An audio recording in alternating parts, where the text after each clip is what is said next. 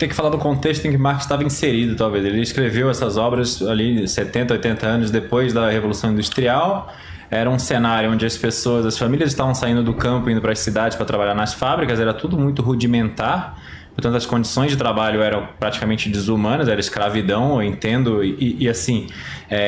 Eu entendo que devia ser muito, muito difícil ser trabalhador de chão de fábrica naquela época, e existia exploração, sem sombra de dúvidas, as condições eram insalubres.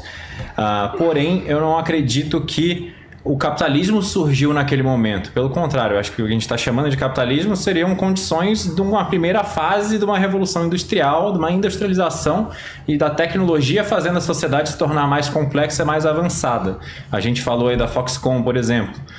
A gente não teria celulares se a gente não tivesse tecnologia e os ganhos de escala, porque se todo mundo fosse produzir para si próprio e vender o seu excedente, a gente estaria em tribos. A questão é que a gente tem 8 bilhões de pessoas na face da Terra, e se a gente vivesse em tribos, a gente não ia conseguir, a gente tem que matar metade porque não tem espaço para todo mundo.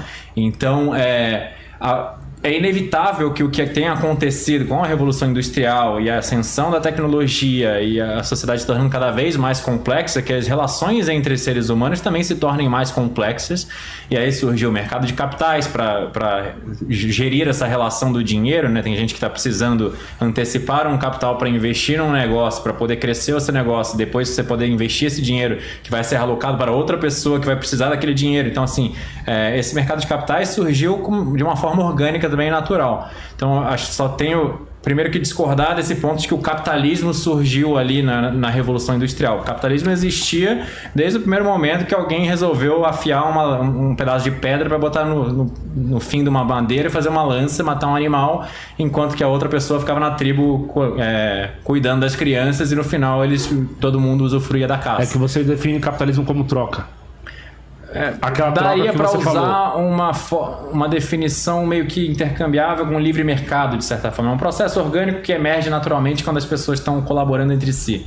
E a alternativa a colaborar entre um e outro é arrancar do outro a força. E isso leva à guerra, isso leva à violência. E quando a gente entende que a forma que a gente deveria atuar para viver sem conflito, porque convenhamos, é uma merda você viver o tempo inteiro pensando que qualquer pessoa pode vir te dar uma facada nas costas e roubar a sua esposa, seus filhos de você, enfim. Então a gente tem essa tendência a querer colaborar entre seres humanos, e por esse motivo eu acho que o capitalismo emerge como isso, como esse processo de trocas voluntárias. E para que isso aconteça, é necessário, é fundamental que exista uma condição fundamental, que é o respeito à propriedade privada. A propriedade privada, ela deveria ser inviolável e sagrada, e aí muitas vezes que tem conflitos entre libertários, o pessoal da direita, da esquerda, enfim, a gente pode dar os termos que for. Muita gente da esquerda, socialistas, etc., acreditam que se você é herdeiro de um grande capitalista, de um grande empresário, e você herdou aquela fortuna, você não trabalhou por ela, você não merece ela. Mas, de certa forma, se você desse a opção para o cara que acumulou aquela riqueza, que saiu do zero, que criou aquela fortuna, ele está querendo que o filho, o neto, o bisneto dele receba aquela fortuna. Então, isso ainda se estende o direito de propriedade daquela pessoa que acumulou aqueles meios de forma honesta. Eu acho que o direito de propriedade é inviolável e deveria ser, para que a sociedade possa florescer e possa prosperar e as pessoas possam sair da pobreza. A gente já pode falar sobre a desigualdade já, mas que o respeito à propriedade privada, ele é a condição fundamental para que as pessoas possam sair da pobreza e a sociedade enriqueça e que a gente viva de forma próspera e abundante. E o meu problema com o marxismo é exatamente esse, eles atentarem contra a propriedade privada num nível gigantesco. Tipo, eles querem violar a propriedade privada e nomear o Estado, o papai Estado, para começar a invadir essa propriedade privada, tomar o que é seu, porque você acumulou aquilo, segundo eles, de uma forma injusta, porque você usufruiu do mais-valia do trabalhador, etc. e tal. Então arranca do burguês, arranca do empresário, dá para o Estado e o Estado redistribui. Só que o Estado é feito de seres humanos e o poder corrompe, e o Estado com poder absoluto é corrompido absolutamente. Então o Estado nasceu com o simples intuito de preservar a propriedade privada para que as pessoas não precisassem ficar o tempo inteiro armado no quintal de casa se protegendo. E ele tornou tão grande que ele virou o principal violador de propriedade privada. Então, e aí, Gustavo, o que você acha? 2 comentários rápidos, e aproveito até para fazer um gancho com um dos temas que nós pretendemos tratar, que é sobre o dinheiro. Primeiro, na minha visão, e também coincide com a de Marx nesse caso, eu sempre bato nesse ponto, tá? Eu não estou nem aí porque Marx disse. É porque eu realmente concordo com aquilo e vejo aqui esse processo na realidade. Para mim não é Bíblia, não tem nada disso. O capitalismo não surge com a Revolução Industrial, antes, é o contrário. O capitalismo que fomenta a Revolução Industrial. Só teve Revolução Industrial porque teve capitalismo. O capitalismo é um processo de mudança na relação entre os homens. Não é um processo técnico, puro e simples, né? É claro que ele, por ser voltado para a acumulação, ele vai fomentar o progresso técnico o tempo todo, mas ele fomenta o progresso técnico e depois isso é distribuído e apropriado de forma completamente racional, gerando crise, fazendo com que a gente não possa usufruir de toda essa quantidade de recursos que é produzido, que possamos beneficiar apenas numa escala muito menor do que poderia, inclusive gerando crises até no interior dos próprios setores dominantes, né? Mas então o capitalismo surge antes. E uma questão interessante aí, quando você fala o fim da propriedade privada, os marxistas, a gente tem que discutir propriedade privada de quê? Né? Na verdade, propriedade, inclusive, privada, é algo que surge num período muito recente na história humana, alguns poucos milênios. A gente tem 200 mil anos de espécie humana na Terra. A própria palavra propriedade praticamente não existe na maioria das línguas. Mas aí não existia quase nada, não existia nem não, as nem pessoas, casamento, elas possuíam. Possuir não é necessariamente ser proprietário, porque ser proprietário significa que tem um direito que precede a coisa.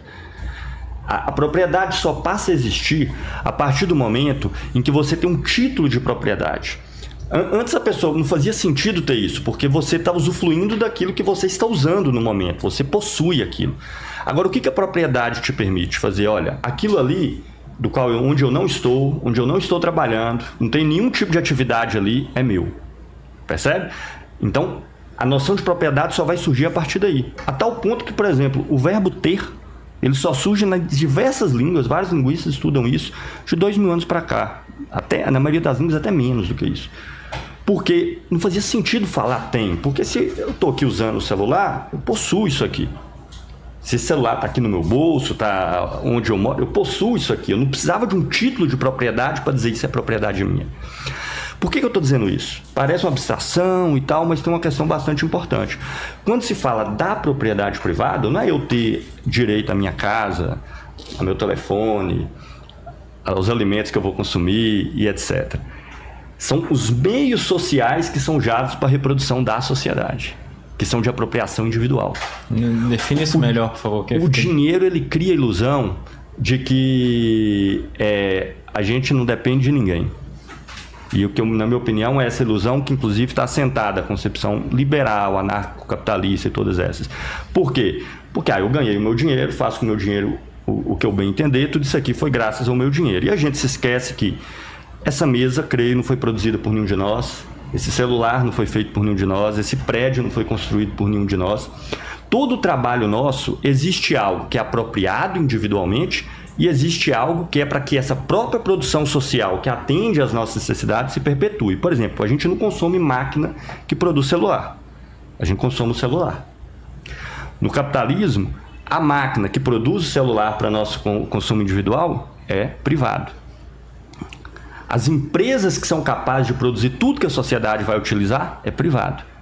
É essa propriedade que garante que o grupo de pessoas que tem a propriedade disso, que a gente chama de meios de produção, eles possam receber um recurso que não é oriundo da sua atividade, é oriundo da atividade alheia. Mas eles não compraram aquela máquina? E de onde veio o recurso para comprar aquela máquina? Pode ser do mercado de capitais, pode ser do herdeiro, do vovô, pode ser dele ter acumulado em outras atividades empreendedoras. Aí nós vamos então para as origens do capitalismo. Porque veja, qualquer grande empresa hoje, se a gente pegar as marcas que nós usamos aqui, são empresas bilionárias. Certo. Né? Empresas bilionárias. Eu sou bilionário. O Bitcoin, quem sabe, né? Exatamente, são empresas bilionárias. A pessoa com seu trabalho individual não pode acumular isso. Não é possível materialmente ela acumular isso sob nenhuma forma.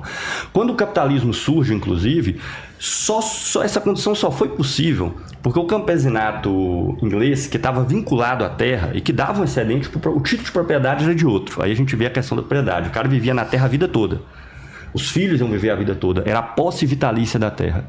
E o título de propriedade era do outro. O capitalismo só foi possível quando eles foram violentamente expropriados, arrancados de sua terra. Se criou várias leis dos cercamentos, que arrancaram as terras comuns de onde eles tiravam lenha, de onde eles faziam coleta de várias coisas que precisavam. Depois, as próprias terras onde eles estavam, esse vínculo vitalício foi rompido. Isso permitiu o quê? Transformar as terras inglesas em produção de lã para a indústria e arrancar a população camponesa em toda para virar trabalhador assalariado.